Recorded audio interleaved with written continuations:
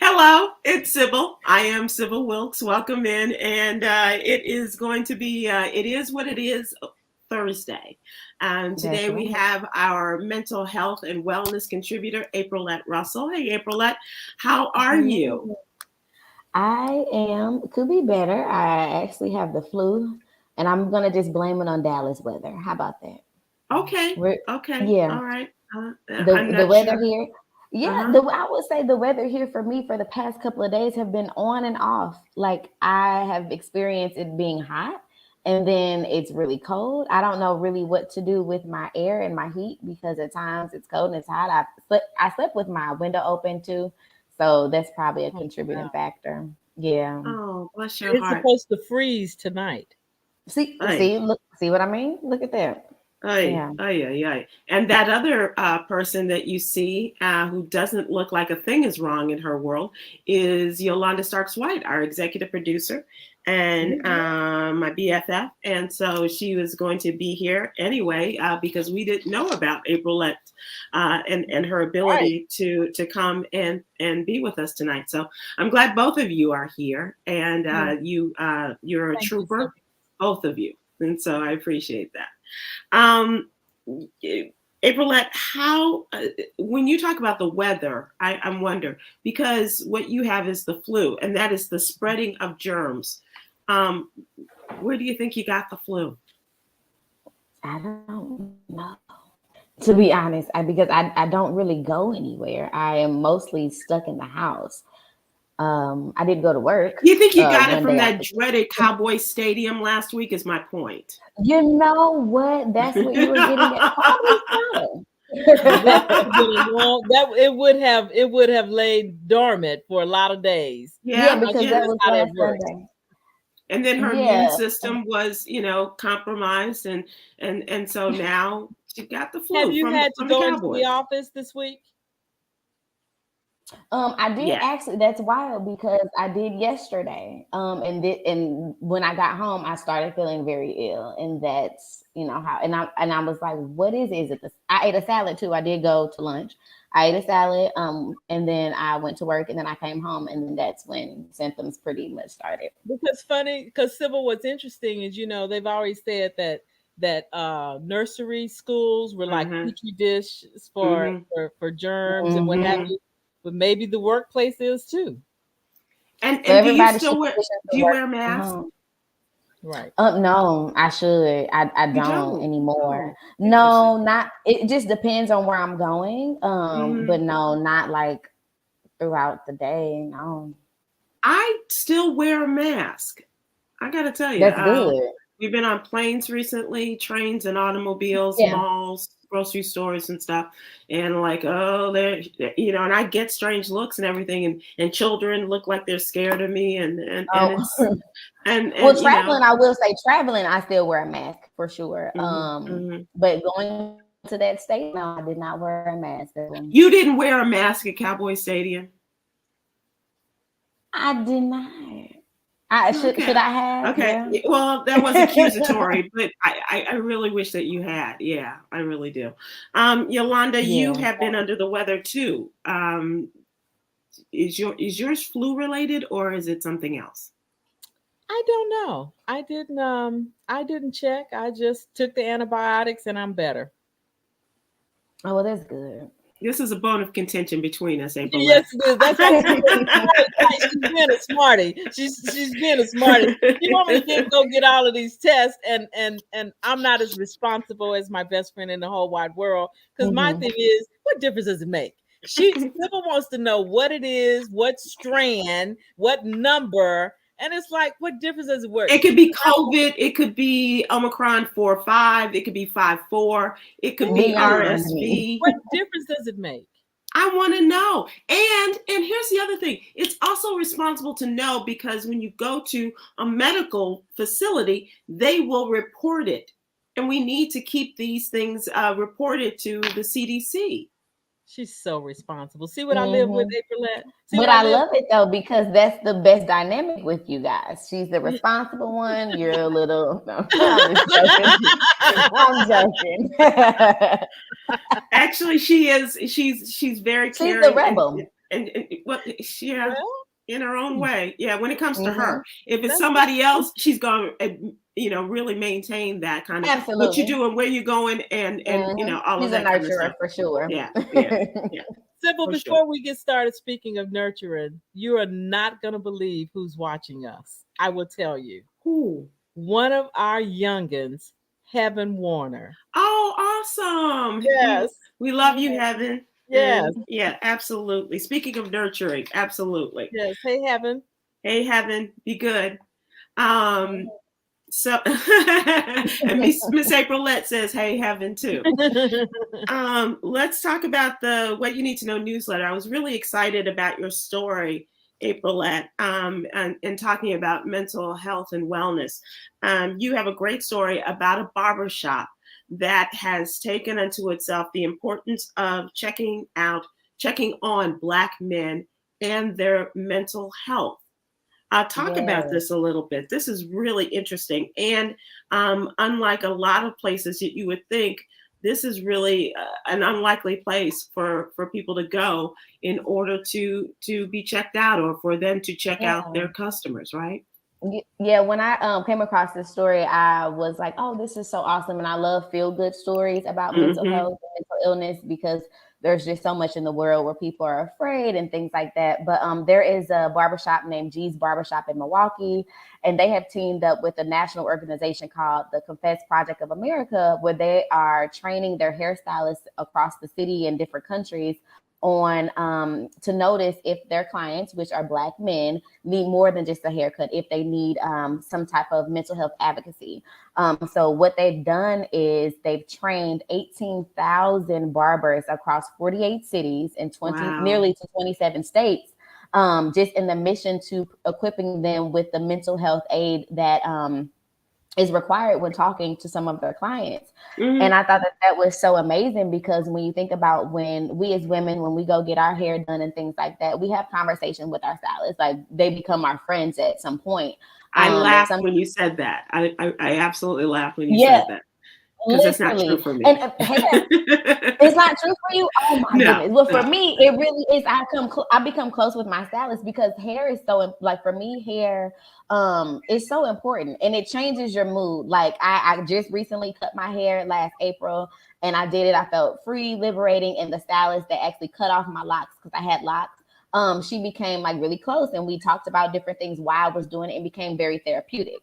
So I feel like with this barbershop that is getting trained in like mental health advocacy for the men like to feel good too. Men want to talk about their feelings, and what better place to do it than the barbershop with someone that you trust because they have to get you lined up correctly.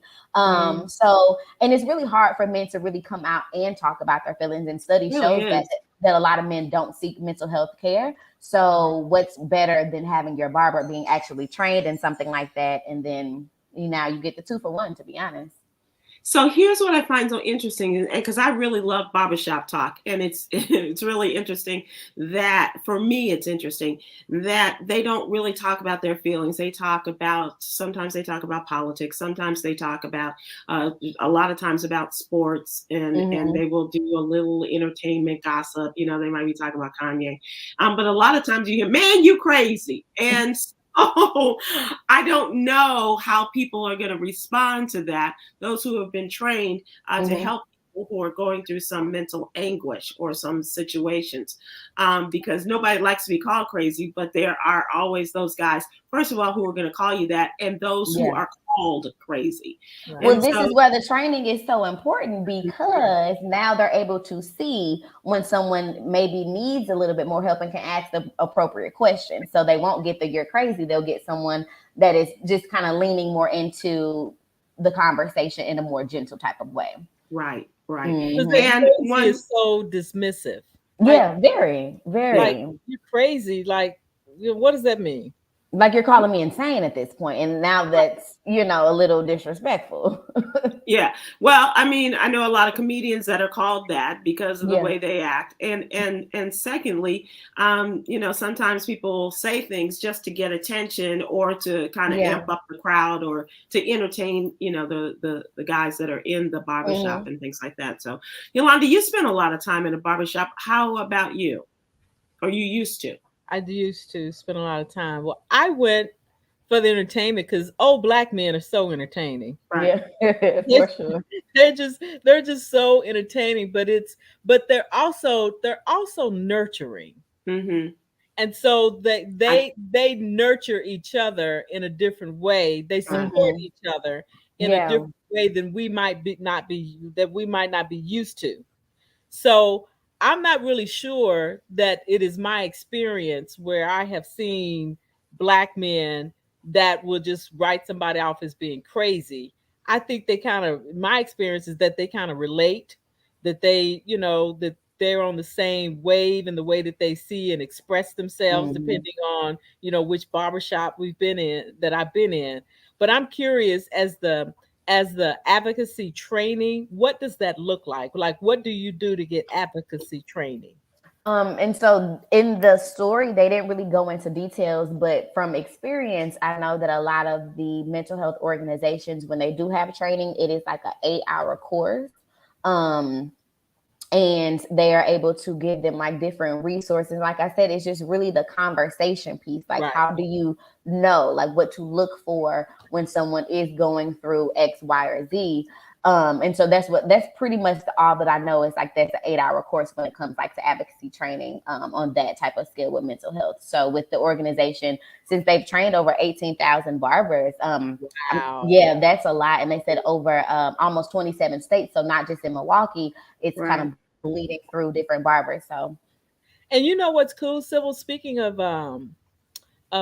comedians, so today on Sherry Shepherd, Sherry had this great bit where she talked about Trevor Noah spoke out on how Black men, how men relate intimacy through having sex. That's how they connect.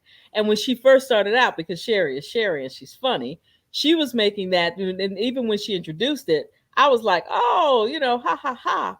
But he was really serious when he spoke about it. It wasn't a joke for him. He was saying that Black men don't necessarily, that men, I'm not sure if he said Black men, so I'm not sure about that. But he was saying men don't always know how to express themselves emotionally.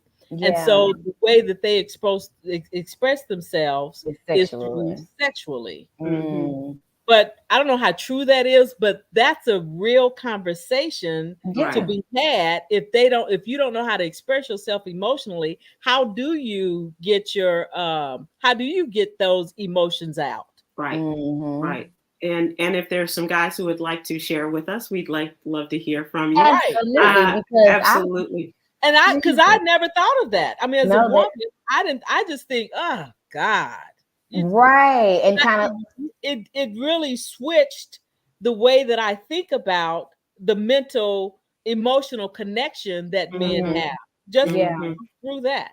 I'm going to bring this up with the guys that are on here with us and see how they respond and what kind of responses we get from them. And it's very hard too when you think about that. Oh, go ahead. We have no.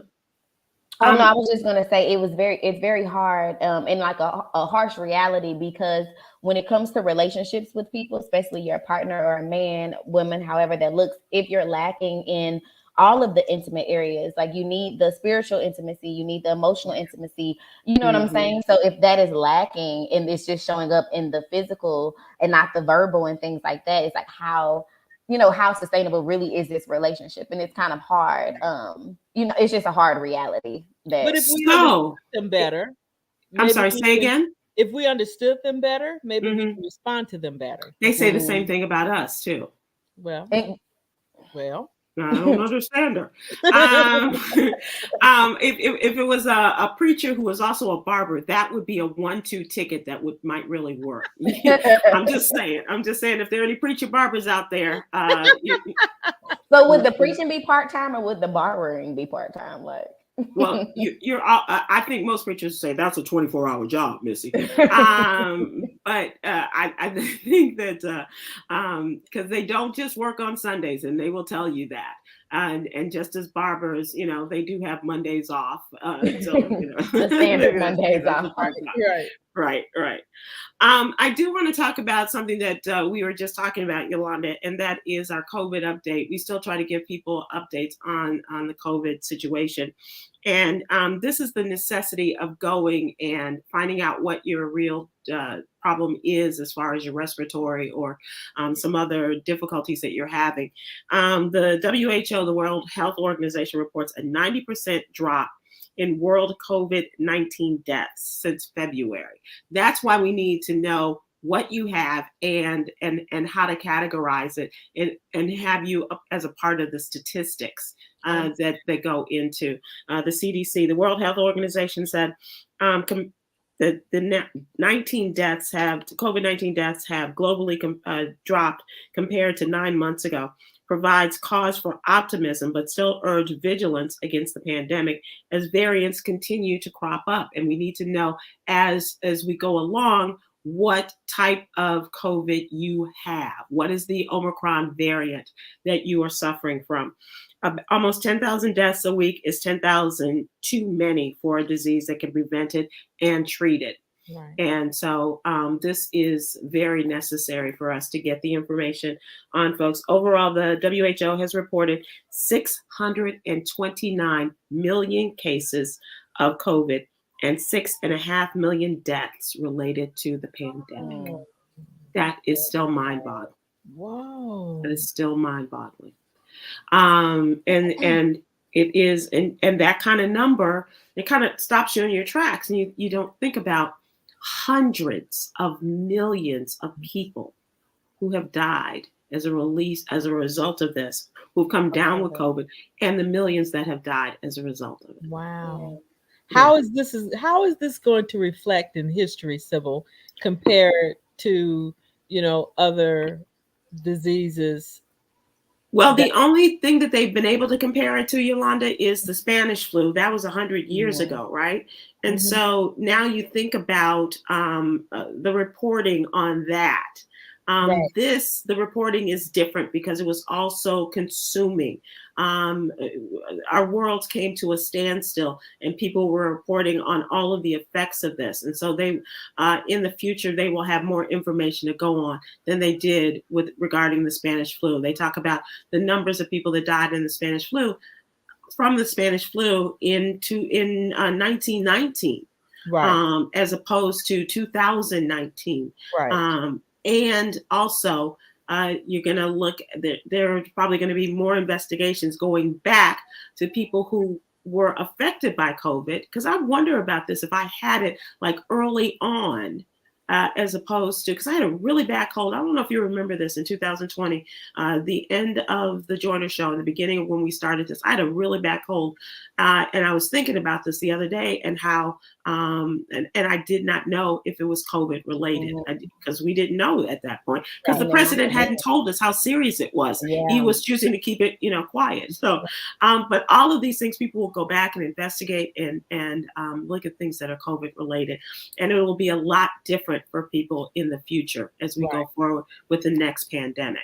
And there will be another one. Right. There will be. There will be another one. There will be. Absolutely. Wow. I do want to move on to what's really going on, our question of the day. And I'm really glad you're here, Aprylete, because I think that this relates to both you and Yolanda. So check this out. There's an owner of a Chick-fil-A. They call them operators. But Chick-fil-A is giving 3-day work weeks to his employees.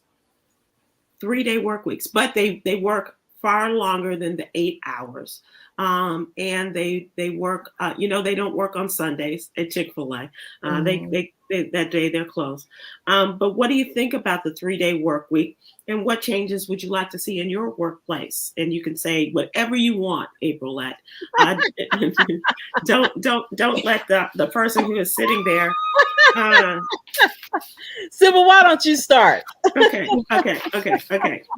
So. His name is Justin Lindsay, and he's been getting a lot of attention for designing a full-time 3-day a work week schedule that has eliminated turnover at the restaurant and made it a magnet for job seekers. The level of employee satisfaction wasn't always the case. His locations consistently posted high sales and profits, but he understood there was a cost being borne by employees that needed to be repaid. He said they're literally working 70 hours a week, week in and week out. Staff members are giving up vacations and going home exhausted after shifts, all in the name of making the business a success. And doing better meant leading with generosity. And he has given the gift of time, serving their guests in a quick and timely fashion, but he's also servicing and serving his employees with these 3-day work weeks.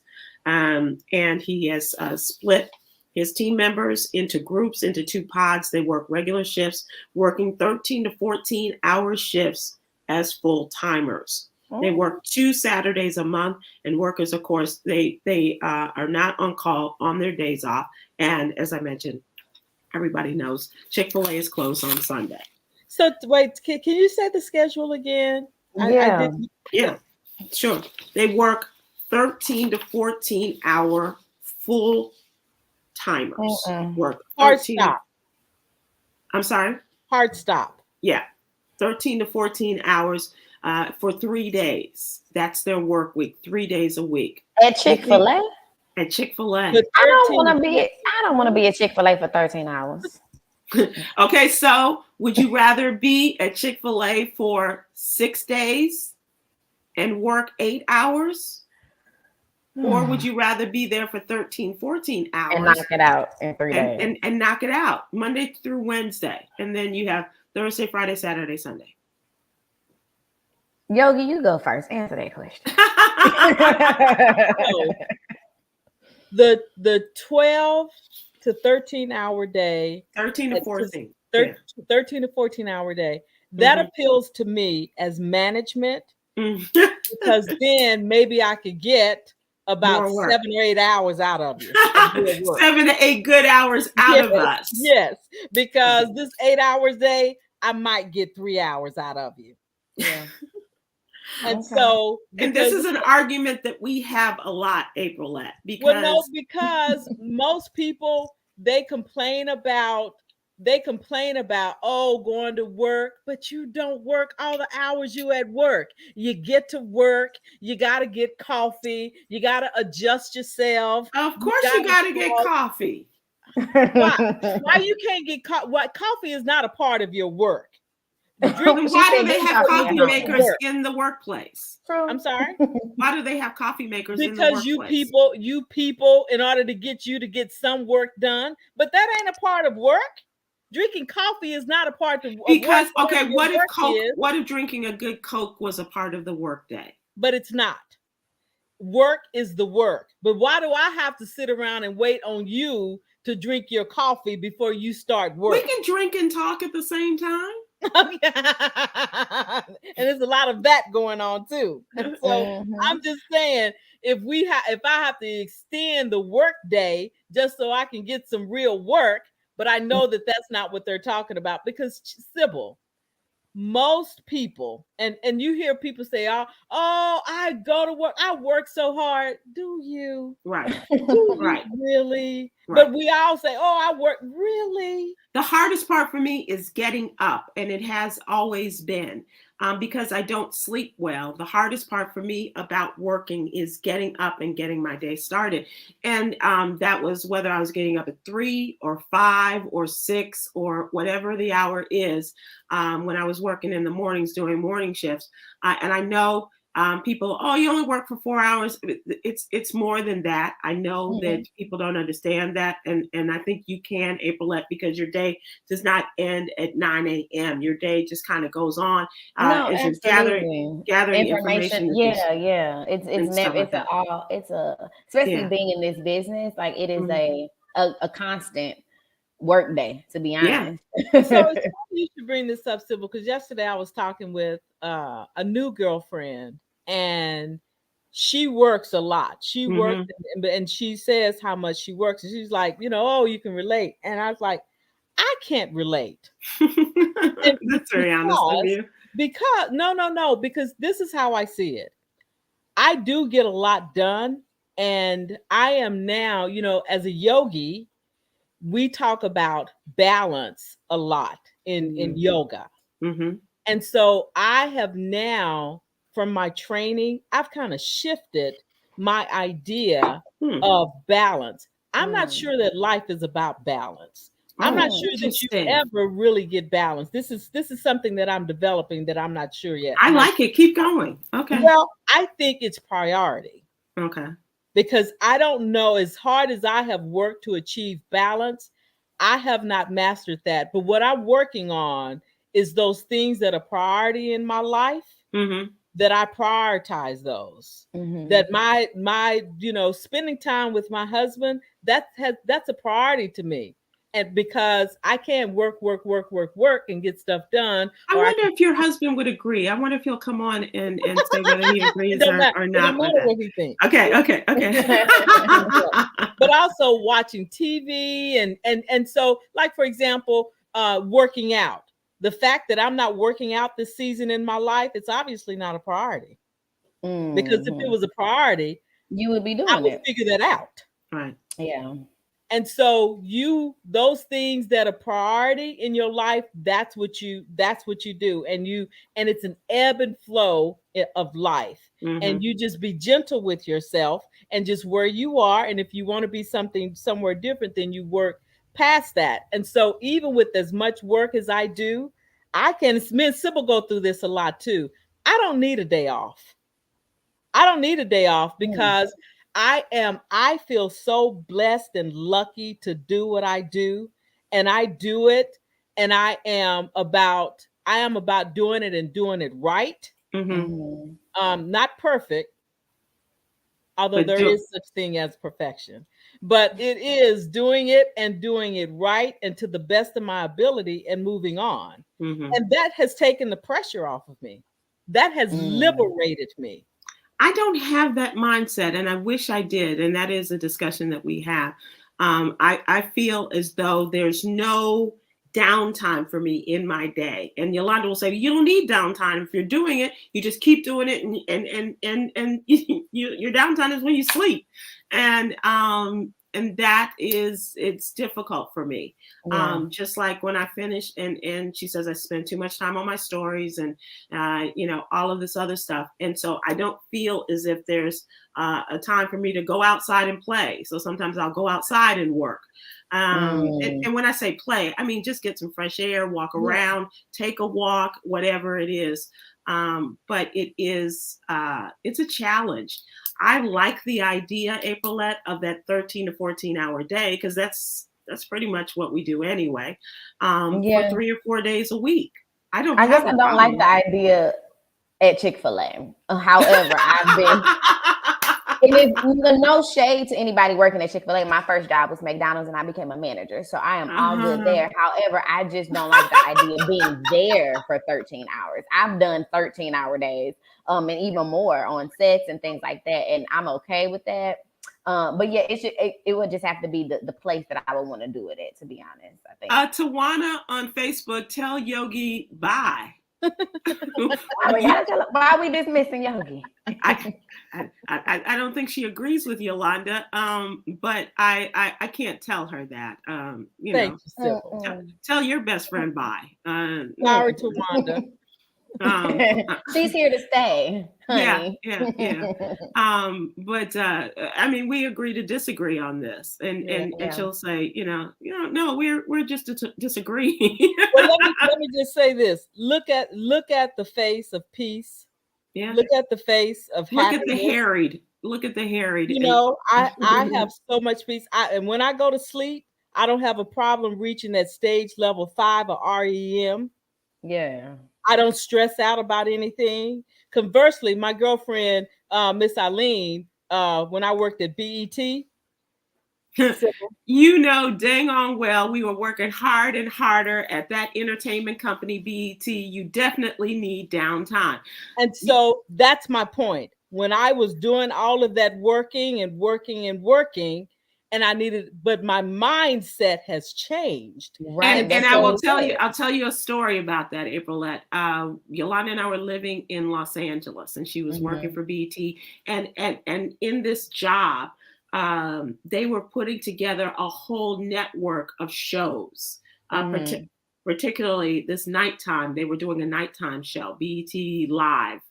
And Yolanda's birthday is in January. And so we were in Los Angeles. And so we were going to go to Hawaii for her birthday. And on her birthday, she spent the entire day. We were going to do spa treatments and this, that, and the other thing. I think even on the spa table, she was in the middle of phone calls. And that's who she was. I never do that. Well, I don't, you shouldn't say never, but that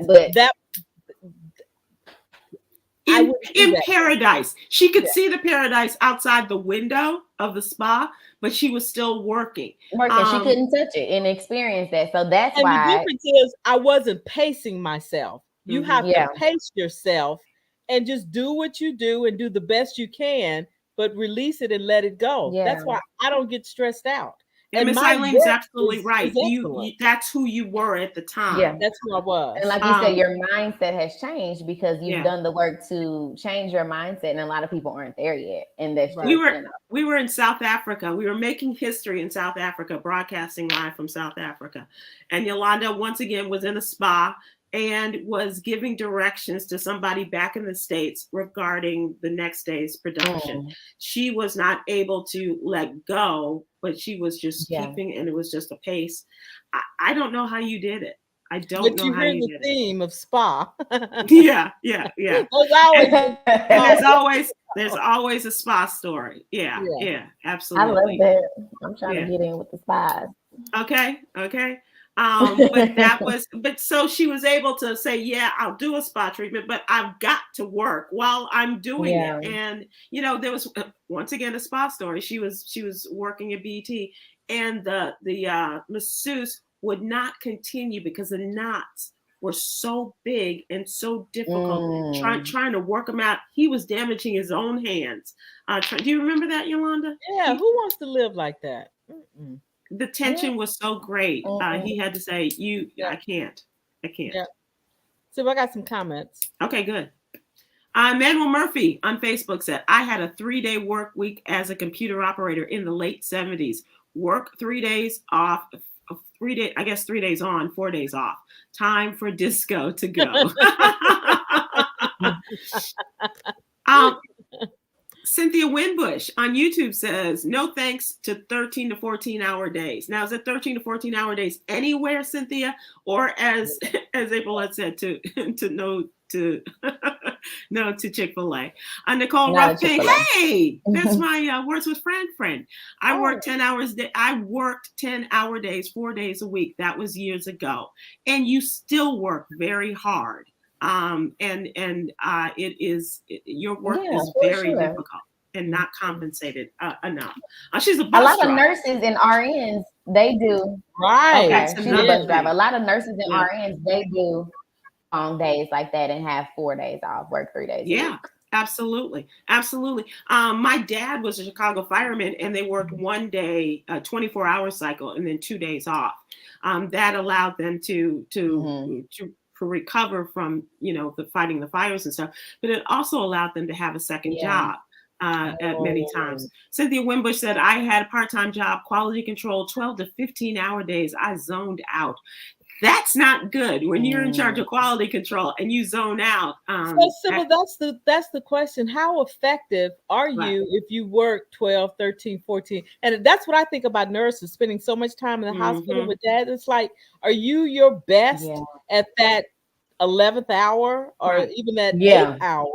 Are you at your best? Are you really, especially with all of this. And they don't get paid enough. So you're working long hours, and what do you get as a result of that? You don't get the pay that you deserve. That's crazy. Right. And that's not good for us as patients, and it's not good for them as the caregivers. Because truckers, how long can they drive? Yeah, I don't know what the limitations of hours are. I think they can only drive. I'm not sure. Maybe somebody can tell us. I think you can only drive a truck for 8 hours, and you have to to pull over. I think. Stop. Yeah. I know there is a I think that limitation should be on it. what it is because it's dangerous. Right. That's dangerous. Yeah. But that quality control thing, when you're working with people and you're working with maintaining quality of a product and you zone out, that's definitely, You zone and out. before you know it, things are gone past you that should not have gone past you. And Yeah. you're like, oh, well. Yeah. Wow, that's a good. I wonder how long, like air traffic controllers, Yeah, that's another one. they have to have. Yeah, they have to have some sort of maintain some sort of break time in order for them to work properly. That's why they went on strike. And Ronald Reagan back in the day said, "Nope, absolutely, we're not gonna. You'll quit. We'll fire you."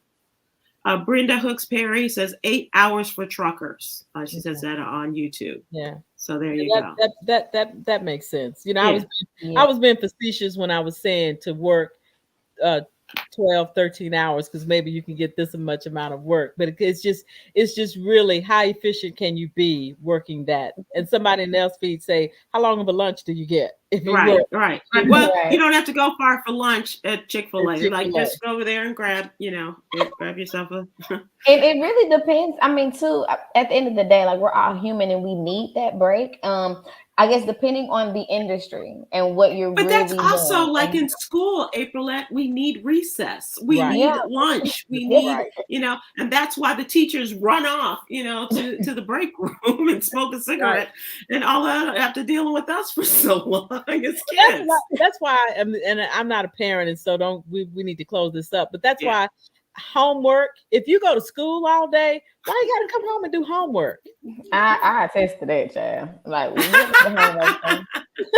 but just to be honest though, like when you think about homework, well, as an adult, I kind of think about homework like how now, like I like to read and things like that on my spare time. That's kind of like homework. You're always studying and just like, filling yourself with knowledge. So that's probably what homework is for. So and reiterating what you learned throughout the day through repetition.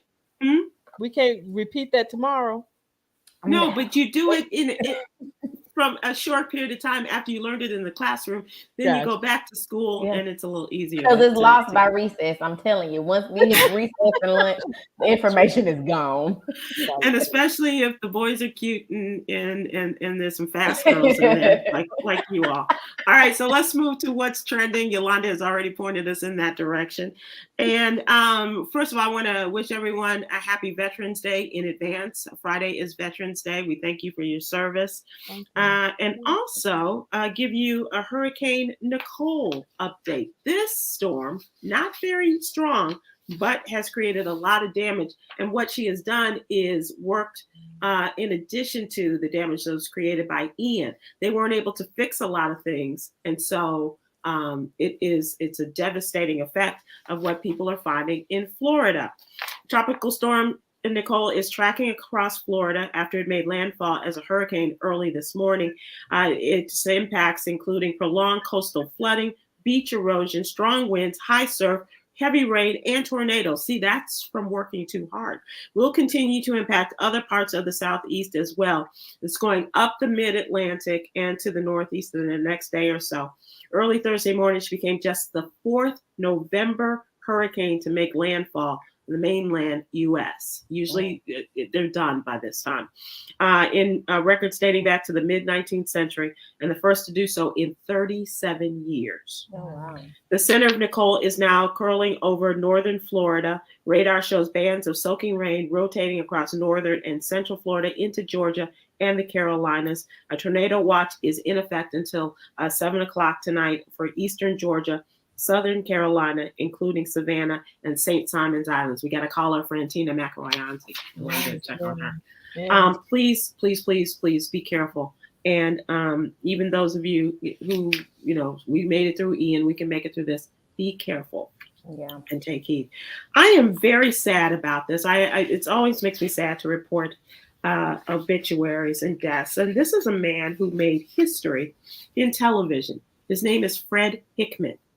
A lot of folks in sports may know and remember the name of Fred Hickman, an African-American man who helped launch CNN Sports and the Yes Network, has died at the age of 66. He was a pioneering sports broadcaster who helped launch the two major cable networks, CNN and the Yes Network, as I said, and informed a generation of sports journalists and fans.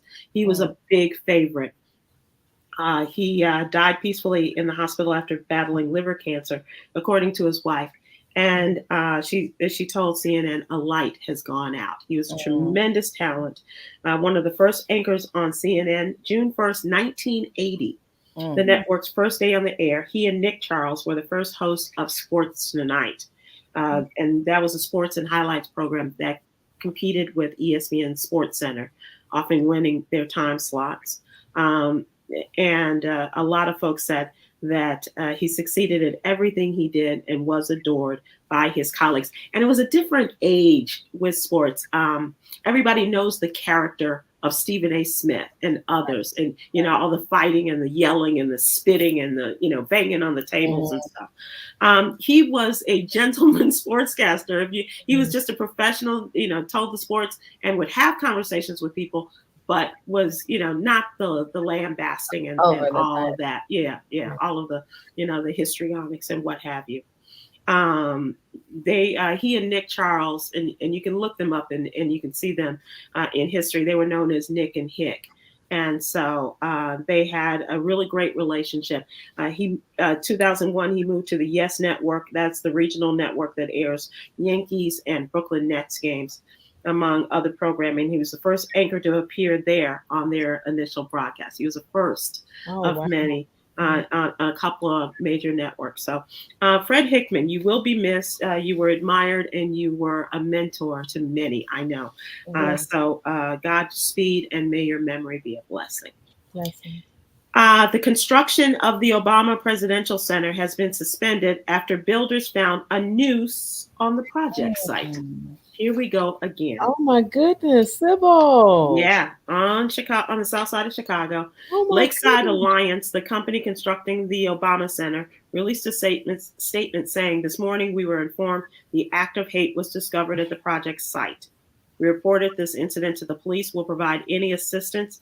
The company said it has zero tolerance for any form of bias or hate on the work site.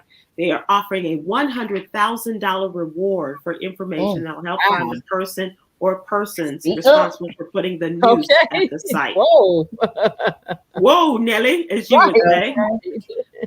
This shameless act of cowardice, according to the Obama Foundation, and hate is designed to get attention and divide us.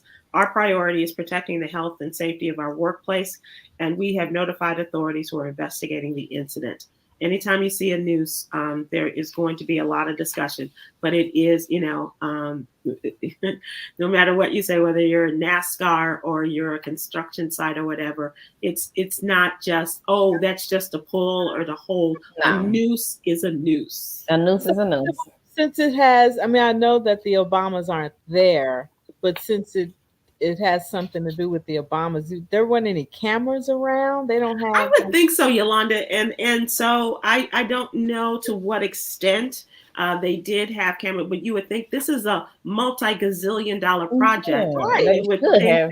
Even for safety at this point, of the construction workers, there should be some type of cameras. Yeah, there's cameras everywhere. There are some cameras. You're right. And then it's just like, was this like vandal, people, someone outside doing this, or was this an inside job at this point? Exactly. Exactly. Yeah, that's good.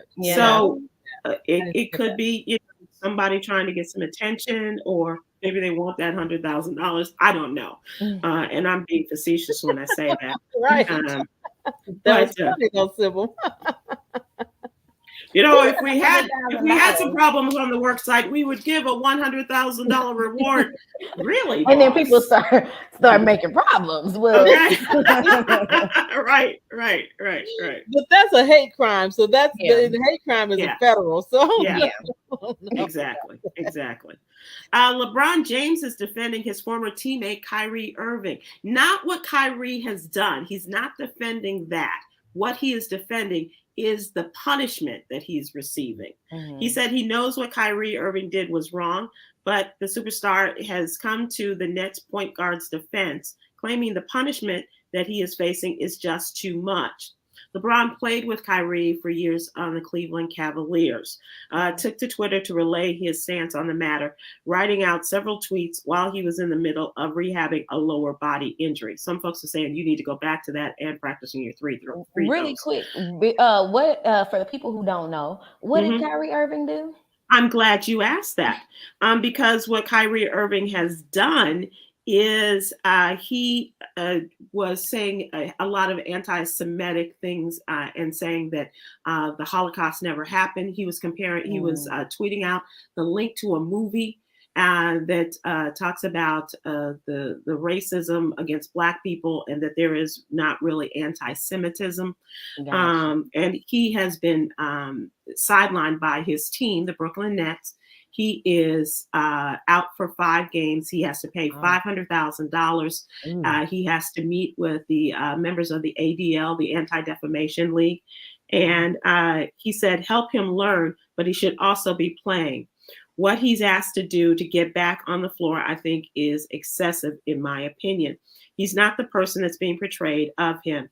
Kyrie Irving did apologize and reportedly had a productive meeting with the NBA commissioner, Adam Silver, who is also Jewish, by the way.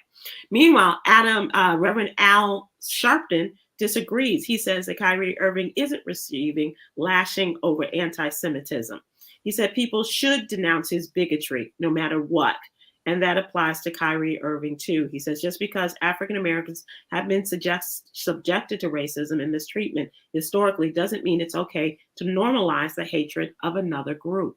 But Sybil, what made it, in my opinion, because the money, I don't count people's money, but $500,000, I don't know what that means to him. You know, the suspension, the apology, but what they want him to, because he apologized. He did not immediately. Well, but he did. You're right. He ultimately did. Right. He did apologize. Right. But this is when I say they went too far. The movie is about Blacks and how they were the original Jews and what have you. That's what the movie is about. They want him to denounce the whole movie. Yeah, because he's implied, according to his critics, he's implied the Holocaust is simply a cultural issue important to Jews rather than to call it an atrocity. So why does he have to denounce the whole movie? Why not just apologize for? Well, you know what, Yolanda? I think I would, before I say anything further about that in terms of denouncing the whole movie, I would rather see the movie. Okay. And be fair in saying that I received that. And I think that is only fair that see it, what it says to you, and then make your decision regarding that. I received that, and that would be something I would love to hear with Chris Paul and somebody that's a lot more knowledgeable about stuff like that. I would love to hear some further conversation, Sybil, about that, because I don't know, but you're right. I concede to your idea. I think I was going to say, I won't go see Wakanda Forever, but I'm going to see Wakanda Forever this weekend. But I will also try to find this movie and see if I can't put in the hours to see what it says. Where's the movie? Where can you see it? He tweeted a link. For people to be able to the see full movie, not just the. I guess to the full movie. Oh, okay. Yep. How's our time? Okay, we got a couple of minutes. So, did you guys see the Astros championship? There's World Series parade going through Houston, downtown Houston, and Senator Ted Cruz was on one of the parade floats, and he was waving and glad handing and stuff, and people were giving him a finger and booing him and everything. And they said somebody threw a can of White Claw, this alcoholic beverage, at him. Well, now the attorney says the man accused of throwing the can at the senator said in a statement that what happened was not political violence. He said what it was he was simply throwing a can of White Claw to a member of Senator Cruz's protection staff. his crew, his security. And he said it's not fair that he is arrested and that charged and arrested with political violence. And so he's come to this man's defense. And so lawyers are so crafty. Yeah, they're just gonna. He was just tossing it, just to the security team. I was trying to give him a beer, like beer man. That's right. That's right, man. I know it's hot out here. Take a beer. Take a White Claw. Take a White Claw. Here you go. Yeah. Oh, excuse me, Mr. Senator. I don't like you or your politics, but I'm gonna throw it right at you so that guy can grab it. Yeah. Right. That's pretty good. Oh, goodness gracious. Yeah. Goodness gracious is right. All right. So let us close out with a little bit of entertainment. And I don't know how entertaining this is, but it's going to be a big program taking place in Atlanta on Friday. This is the memorial service for Takeoff, the member of Migos. Yeah. He's going to be celebrated. His life is going to be celebrated at the State Farm Arena in Atlanta. Among those who are scheduled to perform at his funeral are Alicia Keys and Justin Bieber. Those are the two names. But in the meantime, people are still paying their tributes to him at the scene of his murder. He's celebrated in the exact location where he was shot and killed. There are flowers, photos, heart-shaped balloons, and a sign that reads "R.I.P. Takeoff" set up at the business. It was a billiards and bowling business following an argument with his bandmate and uncle, Quavo. Gunfire struck Takeoff and two others. The two others survived the injuries, and unfortunately, Takeoff was killed. As I mentioned, it's going to be quite a production tomorrow. All tickets have been given out, and the State Farm Arena, I believe, holds 20,000 people. Wow. And so there's going to be a lot, as you might expect, there in Atlanta. So may he rest in peace as well. Absolutely. Yeah. Were you Migos fans? Aprylete? I enjoyed the Migos. Like they had some hits for sure. I never really I hate to say, like, I never really called myself a fan because I like different genres and stuff. But I mean, the Migos definitely had some hits that were, turn up music. Right, turn up music. When you want to turn up and feel good with your girls, and at the club and stuff like that. With a White Claw, yeah, sure, yeah. All right, let's close out with Yogi's Jewels. How about some daily inspiration, Yolanda Starks White? Okay. A life reminder. Don't allow miserable people to lead you into negativity, including family. Okay. All right. I felt the need to go in on that. You did. Yeah, I did on the family. For emphasis. This has been a lot of fun, ladies. Thank you so much for joining us. Aprylete, I hope you feel better, and thank you for, being not like, for showing up. Yes. Absolutely. No, I appreciate you guys. This has been great today. Happy Thursday. Happy Thursday to you, my friend. And Yolanda, thank you for showing up too. Appreciate Thank you for the opportunity, Sybil. Always, always and forever. Thanks, everybody. Have a good weekend. Be good to each other. Aloha.